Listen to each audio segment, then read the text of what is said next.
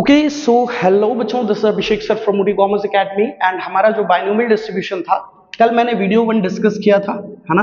Video 1 discuss किया था जिसमें मैंने आपको बताया था कि कैसे टाइप के क्वेश्चन पूछे जाते हैं और उसको आपको किस तरीके से करना है। ठीक है, कल मैंने ये भी डिस्कस किया था कि अगर क्वेश्चन दे दे तो आप टेबल बनाने तक आपको आना चाहिए कि उसके थ्रू एक्स और प्रोबेबिलिटी ऑफ एक्स का टेबल कैसे बनेगा, है ना।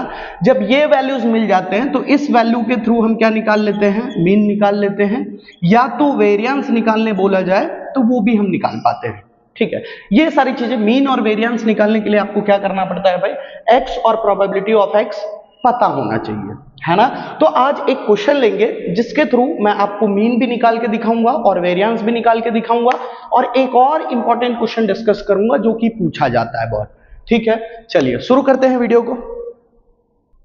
चलिए सो बच्चों, बोर्ड पे ध्यान देंगे, कुछ इस तरीके से क्वेश्चन दिया है। मैंने आपको बोला था सी लिख के दे, के लिख के दे, कोई बात नहीं, घबराने की जरूरत नहीं है।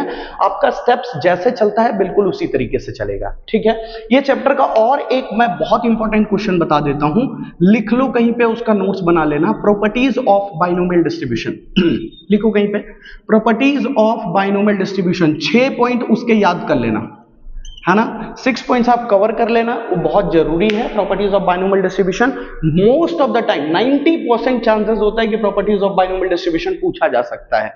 ठीक है, तो ये चीज को अपन इग्नोर नहीं कर सकते, है ना। सेक्शन डी में 2 क्वेश्चन बनता है, वो 2 क्वेश्चन के लिए मोस्ट प्रोबेबली चांसेस होता है कि एक थियरी और एक प्रैक्टिकल बन जाए। तो एक थियरी एक प्रैक्टिकल जब बनता है ना, तो चांसेस होते हैं कि ये वाले क्वेश्चन पूछ लिए जाए। ठीक है, तो उसको अच्छी तरीके से पढ़ लीजिएगा। उसका हेल्प आपको एमसीक्यूज 1 सेंटेंस में भी पड़ेगा, है ना। वैसे तो मैंने नोट्स लिखा दिया आपको ये सब चीज का, जब मैंने सेक्शन डी का सॉल्यूशन शुरू करवाया था ना स्टार्ट्स का, तो उसके अंदर मैंने आपको नोट्स लिखाया हुआ है ना। चलिए देखते हैं इस क्वेश्चन को कैसे करेंगे। देखिए, मैंने बोला कि इस तरीके से क्वेश्चन दिया। यहां हमारा पहला क्वेश्चन है कि भाई फाइंड द वैल्यू ऑफ के। किसका वैल्यू निकालने बोला, के का वैल्यू, और वही हमारा सबसे पहला स्टेप होता है। ठीक है, तो ये पहला जो स्टेप होता है ये सेक्शन बी में भी पूछा जाता है, सेक्शन डी में भी पूछा जाता है, तो ध्यान दीजिए, है ना। सिर्फ के का वैल्यू निकालने बोला गया तो मेरे को क्या करना पड़ेगा, सारे जितने भी एक्स के वैल्यू है उसके हिसाब से मुझे प्लस करना पड़ेगा, है ना। मेरे को लिखना पड़ेगा P of 1 plus P of 2 plus P of 3 is equal to 1। Clear है यहां तक।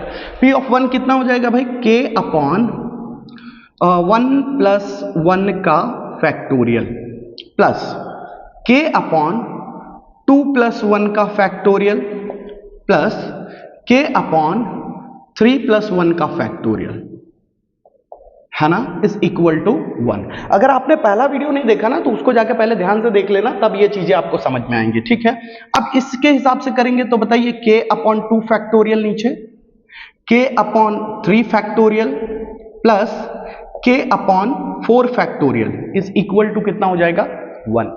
अब इसको सॉल्व कर लेते हैं। फैक्टोरियल का मतलब क्या होता है, वैल्यू मल्टीप्लाई होते होते 1 तक जाएगा, तो 2 पीछे जाएगा 1 तक, तो इसका वैल्यू कितना हो जाएगा, k upon 2 plus k upon 3 into 2 into 1 करोगे तो क्या हो जाएगा 6, k अपॉन 4 3 2 1 मल्टीप्लाई करोगे तो क्या हो जाएगा 24 इज इक्वल टू कितना हो गया 1।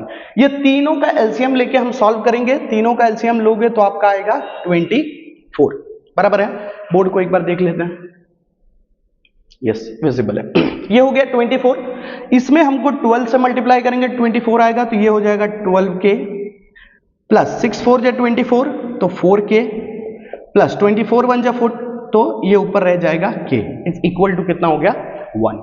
ठीक है, इसके अगले स्टेप में आएंगे, अगले स्टेप में आएंगे तो हमको ये देखने को मिलेगा 12 प्लस 4 16 प्लस 1 17, तो 17k इज इक्वल टू, ये 24 इधर मल्टीप्लाई होके आ जाएगा 24। तो बताइए k का वैल्यू हमारा कितना हो गया, 24 अपॉन 17 हुआ कि नहीं।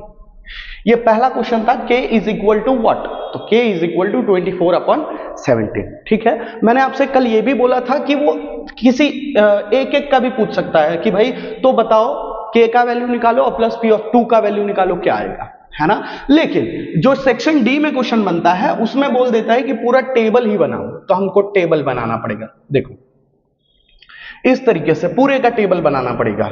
एक कॉलम में रहेगा हमारा x और दूसरे कॉलम में होगा हमारा प्रोबेबिलिटी ऑफ x, ठीक है। अब k का वैल्यू आ गया तो k का वैल्यू पुट कर करके सबका वैल्यू ला सकता हूं, ठीक है। तो जब मेरा x का वैल्यू 1 है तो प्रोबेबिलिटी ऑफ 1 कितना बनेगा, है ना। x के जगह पे अगर 1 रखूं तो प्रोबेबिलिटी ऑफ 1 कितना, देखो प्रोबेबिलिटी ऑफ 1 कितना था, k/2 था ना। k के जगह पे रखो 24/17 डिवाइड बाई 2/1 है, नीचे सिर्फ 2 था ना तो 2/1 ले लिया, तो 24/17 इंटू 1/2, आंसर आ जाएगा 12/17। क्लियर है पहला पॉइंट। दूसरे पे आते हैं, जब मैं वैल्यू 2 रखूंगा तो क्या निकलेगा, तो अब 2 रख के देख लेते हैं। k/2, 2 वाले में क्या था, k/6, तो ये हो जाएगा 6/1। तो यहां हमारा कैलकुलेशन बनेगा 24/17 इंटू 1/6, तो ये बन जाएगा हमारा 4/17। बराबर चल रहा है, ओके। जब वैल्यू 3 रख के देखेंगे तो 3 वाले में हमारा क्या वैल्यू आया था भाई, k/24, k/24, है ना।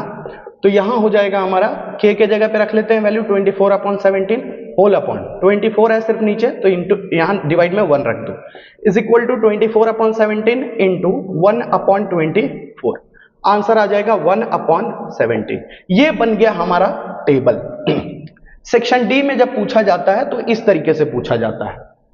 बात समझ में आ रहा है, मतलब अगर मुझे ये क्वेश्चन दे दिया जाए तो मैं टेबल तक पहुंच सकता हूं, उसके बाद मुझे कुछ भी पूछो मेरे को सारी वैल्यूज आने चाहिए। आई होप पॉइंट क्लियर है, ठीक है। अब इसके आगे मान लीजिए कभी कभी क्या होता है, मैं एक ही चीज में बहुत सारी चीजें डिस्कस कर रहा हूं, कभी कभी आपको इस तरीके से वैल्यूज दे देंगे, है ना, इस तरीके से वैल्यूज दे देंगे और बोलेंगे मीन फाइंड करो, है ना, मीन फाइंड करो, या तो इस तरीके से वैल्यू दे देता, ऐसा लिख देता x p ऑफ x, और ऐसा लिखता, देखो ना 1 जब रहेगा तो k/2 है, 2 जब रहेगा तो k/6 है, और 3 जब रहेगा तो k/24 है। ऐसा करके देगा क्वेश्चन, कोई बात नहीं, डरने वाली क्या बात है, ये तीनों को प्लस करके इज इक्वल टू 1 कर देंगे तो आ जाएगा हमारा आंसर, है ना। हम वैल्यूज निकाल पाएंगे आराम से k के, ठीक है। तो लॉजिकल रहिएगा, रटिएगा मत, ठीक है। ऐसा क्वेश्चन बना, हम यहां तक पहुंच गए। इसके बाद क्वेश्चन बनता है कि भाई मीन का वैल्यू बताओ, किसका वैल्यू बताओ, मीन का वैल्यू बताओ। तो मीन कैसे निकलेगा, कल मैंने आपको बताया था मीन को हम डिनोट करते हैं e ऑफ x, ऐसा हम मीन को डिनोट करते हैं, ठीक है। e ऑफ x का फॉर्मूला क्या होता है, सिग्मा, किसका सिग्मा, तो x और p ऑफ x का मल्टीप्लीकेशन का sigma, x into P of x का मल्टीप्लीकेशन, और उसका क्या करना है, टोटल, है ना। तो काफी बच्चे क्या करते हैं ना, देखो x और p ऑफ x है तो यहां पे एक कॉलम बना देते हैं x into P of x का, इसी का टोटल यहां पे जो भी आता है वो रख लेते हैं, ठीक है। मैं सजेस्ट करूंगा आप आराम से कीजिए, ज्यादा गड़बड़ी नहीं करने की जरूरत है। e ऑफ x निकालना है, sigma x into P of x, है ना। तो x into P of x बोलेंगे तो 1 इंटू 12/17 बराबर, प्लस सबका सिग्मा चाहिए ना भाई, 2 इंटू 4/17 प्लस 3 इंटू 1/17। देखिए क्या हुआ, है ना, sigma x into P of x था, x into P of x plus x into P of x into x into P of x। इस तरीके से नीचे एक बार जगह चेक करता हूं, उधर दिख रहा, यस जगह है। तो यहां से हमको क्या वैल्यू निकल जाएगा भाई, यहां से वैल्यू निकलेगा, पहले वाले का हो जाएगा 12/17 प्लस 4 2 जा 8/17 प्लस 3/17, नीचे सबके 17 है तो टेंशन नहीं, ऊपर जोड़ दो, 12 + 8 20 + 3 23, तो ये बन जाएगा हमारा mean. I hope logic clear हो रहा होगा आपको। मीन के लिए आपको x का वैल्यू और p ऑफ x का वैल्यू, है ना, वो दोनों चाहिए रहते हैं, ठीक है। अब यहीं पे क्वेश्चन बन जाता है कि वेरिएंस का वैल्यू बताओ, ठीक है। यहां ये मैं पूरा वैल्यू मिटा रहा हूं, चाहिए तो आप स्क्रीनशॉट ले लीजिए, मैं मिटा रहा हूं इसको, और देखेंगे कि वेरिएंस कैसे निकलता है। अगर मुझे बोल दिया जाए कि भाई मुझे आप वेरिएंस फाइंड करके दो, तो वेरिएंस का फॉर्मूला कुछ ऐसा होता है, e ऑफ x², क्या होता है, e of x² minus mean, जो हमारा मीन आया ना, मीन, उसी का होल स्क्वायर, ये हमारा मीन है, ध्यान देना, कंफ्यूज मत हो जाना। e ऑफ x हमारा मीन था, है ना, उसी का होल स्क्वायर, मतलब ये जो है ना इसका स्क्वायर कर दो, ठीक है। और e ऑफ x स्क्वायर ये आपको निकालना पड़ेगा भाई। e ऑफ x निकालने का तो फॉर्मूला आपको पता चला। एक चीज बताता हूं, ये कहां से निकलेगा, देखो e ऑफ x स्क्वायर का मतलब होता है कि sigma x square into p of x, जहां पे x स्क्वायर निकालना है ना, तो x के जगह पे क्या रखेंगे हम, स्क्वायर रखेंगे। सॉल्यूशन कैसे करेंगे भाई, समझो ध्यान से, 1 का स्क्वायर इंटू 12/17, बात समझ में आया, है ना, प्लस 2 का स्क्वायर इंटू 4/17 प्लस 3 का स्क्वायर इंटू 1/17। आई होप कि ये कैसे निकलेगा वो आपको पता चला। जहां पे x था बस उसको x स्क्वायर कर लेना, है ना। सॉल्व करते हैं, 1 1 जब 1 ही होगा, है ना, तो इसको सॉल्व करोगे तो 12/17 आएगा, प्लस 2 2 जा 4, 2 2 जा 4 और 4 इंटू 4 कितना हो जाएगा, 16/17 प्लस 3 3 जा 9, तो 9/17। सॉल्व कर लो, नीचे 17 दिया है, 12 प्लस 16 करेंगे तो कितना आ जाएगा, 28, 28 प्लस 9 37, ये हो जाएगा हमारा वेरिएंस। आई होप कि आपको पूरा कॉन्सेप्ट क्लियर हुआ होगा कि इस तरीके से क्वेश्चन दे तो कुछ भी पूछे, मीन पूछ ले, वेरिएंस पूछ ले, के का वैल्यू पूछे, कुछ भी पूछे, हमको दिक्कत लेने की जरूरत नहीं, हम कॉन्सेप्ट के साथ रहेंगे। बात समझ में आ रहा है, पूरा कॉन्सेप्चुअल रह के हम काम करने वाले हैं, है ना। चलिए मिटाऊं एक और क्वेश्चन, एक और तरीके का क्वेश्चन डिस्कस करूं, क्योंकि वीडियो नंबर 3 में मैं बचे हुए इंपॉर्टेंट क्वेश्चन को डिस्कस करने वाला हूं, ठीक है। तो इसमें मैंने ये तरीके का क्वेश्चन बोर्ड के एग्जाम में पूछा ही जाता है, मैंने क्या बोला, पूछा ही जाता है। इस कारण से इसके रिगार्डिंग मैंने 2 वीडियो बनाए ताकि आपको कंफ्यूजन ना हो और चीजें आसानी से क्लियर हो, ठीक है।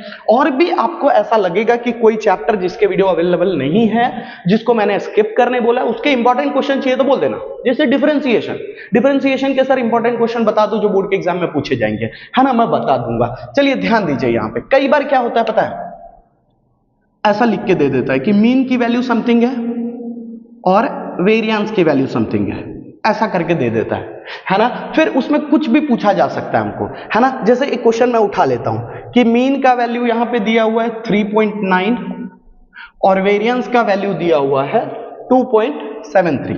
मोस्ट ऑफ द टाइम है ना यही क्वेश्चन बोर्ड में पूछा जाता है, यही एकदम एग्जैक्ट यही क्वेश्चन पूछा जाता है ना। सेम एग्जैक्ट क्वेश्चन बोल रहा हूं, एग्जैक्ट, बस क्वेश्चन में क्या चेंज होता है वो समझो। क्वेश्चन में बस ये सारी चेंजेस होंगे। कभी पूछा जाएगा कि n का वैल्यू क्या होगा, कभी पूछा जाएगा कि भाई p का वैल्यू क्या होगा, कभी पूछा जाएगा q का वैल्यू क्या होगा, और कभी बोला जाएगा कि पैरामीटर्स का वैल्यू क्या होगा, parameters of binomial expansion, binomial distribution. तो पैरामीटर्स क्या क्या होते हैं पता है, n p, तो तुमको n का वैल्यू बताना पड़ेगा, p का वैल्यू बताना पड़ेगा। आई होप लॉजिक क्लियर है। तो पैरामीटर्स पूछ दे तो ये नहीं कि कंफ्यूज होगा, पैरामीटर्स मतलब n और p दोनों का वैल्यू पूछ रहा है ना। तो इसके स्टेप्स कैसे होंगे वो हम ध्यान में रखते हैं। चलिए ये क्वेश्चन को तो ऐसा मार्क कर लेता हूं, कुछ भी पूछे, n पूछ लो, p पूछ लो, q पूछ लो, जो इच्छा हो पूछ लो, मैं तो पूरी तरीके से तैयार होके आया हूं। देखो जब भी मीन और वेरिएंस का वैल्यू देता है ना, तो मीन का मतलब होता है np और वेरिएंस का मतलब होता है npq। लिख के रख लो कहीं पे। बाइनोमियल डिस्ट्रीब्यूशन में मीन का मतलब होता है np और वेरिएंस का मतलब होता है npq। ये आपका एक प्रॉपर्टी है, बाइनोमियल डिस्ट्रीब्यूशन का एक प्रॉपर्टी है, ठीक है।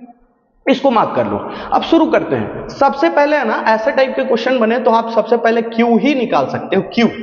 q का वैल्यू निकलता है कैसे, तो वेरिएंस अपॉन मीन करके, यही पहला स्टेप होता है, वेरिएंस अपॉन मीन। वेरिएंस क्या था सर, npq, और मीन क्या था सर, np। तो देखो ना np से np कटता है तो q ही तो बचता है। तो ये मैं पूरा स्टेप इसलिए लिख रहा हूं ताकि आपके दिमाग में फिट हो कि q का वैल्यू ही क्यों निकलता है, क्योंकि np से np कैंसिल तो q का ही वैल्यू निकलेगा ना, है ना। तो कर लेते हैं 2.73 अपॉन 3.9। तो q का वैल्यू क्या आएगा वो हम देख लेते हैं। q का वैल्यू कैलकुलेटर को यूज कर लेते हैं थोड़ा, 2.73 डिवाइड बाई 3.9, वैल्यू आ रहा है हमारा 0.7। Q का वैल्यू क्या आ रहा है हमारा 0.7। 0.7 बराबर है। एक और प्रॉपर्टी बताऊं बाइनोमियल डिस्ट्रीब्यूशन का। बाइनोमियल डिस्ट्रीब्यूशन में p plus q is equal to कितना होता है? 1 होता है। मतलब दोनों में से p या q किसी एक का भी वैल्यू पता चल जाए ना तो मैं p का भी वैल्यू निकाल सकता हूं। q का वैल्यू पता चल जाएगा तो p का वैल्यू निकाल सकता हूं, p का वैल्यू पता चल जाए तो मैं q का वैल्यू निकाल सकता हूं। लॉजिक क्लियर है?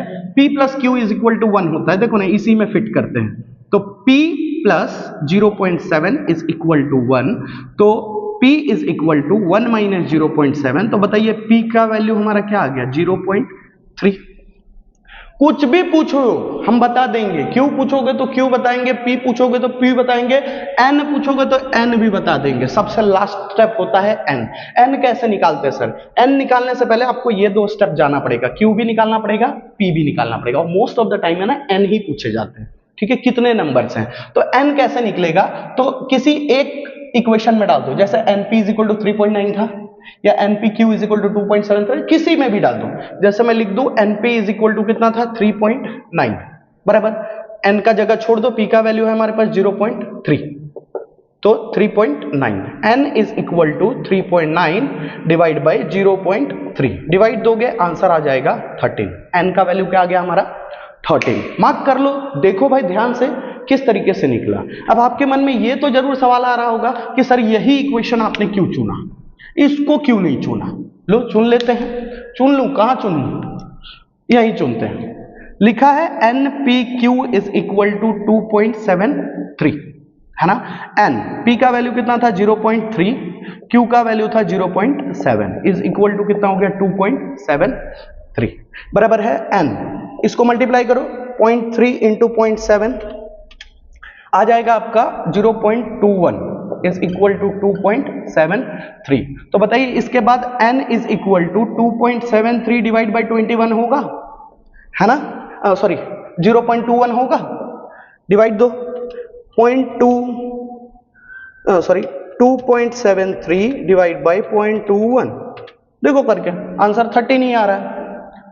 30 नहीं आएगा आंसर। भले आप वो इक्वेशन इसमें इसलिए पुट किया क्योंकि खाली p का वैल्यू डालना था, इसमें npq दोनों का वैल्यू डालना पड़ता, थोड़ा कैलकुलेशन लेंदी होता। आई होप कि ये क्वेश्चन भी आपके दिमाग में फिट बैठ गया। क्लियर है? ओके। इसके रिगार्डिंग एक और वीडियो आएगा जिसमें मैं डिस्कस करूंगा और किस टाइप के क्वेश्चन बन सकते हैं ये चैप्टर से, और एकदम अच्छी तरीके से। मैं एक ही क्वेश्चन में बहुत सारे क्वेश्चंस का आंसर मैं आपको बता दे रहा हूं किस तरीके से क्वेश्चन पूछा जा सकता है। और एक थियरी का क्वेश्चन बताया। क्या बताया? Properties of binomial distribution. Binomial distribution ये लिख के याद करके मुझे बताओगे कि हमको याद हो गया सर, है ना। ये मेरे को याद चाहिए, हर बच्चे को याद चाहिए। ठीक है। और एक और क्वेश्चन बर्नौली ट्रायल्स करके आता है जिसके दो रिजल्ट होते हैं, उसको बर्नौली ट्रायल पर टॉस उड़ा है ना, हेड टेल, है ना, बर्नौली ट्रायल। ऐसा कोई भी चीज जिसके दो आउटकम्स होते हैं उसको बर्नौली ट्रायल बोलते हैं, उसके बारे में भी पढ़ लेना। अगर चाहिए इसके ऊपर नोट्स तो लिख दो कमेंट में, मैं बना दूंगा। 3rd वीडियो बनाने वाला हूं ना कल सुबह, तो कल सुबह के वीडियो में अपलोड कर दूंगा, है ना। चलिए मिलते हैं अगले वीडियो में कल के दिन।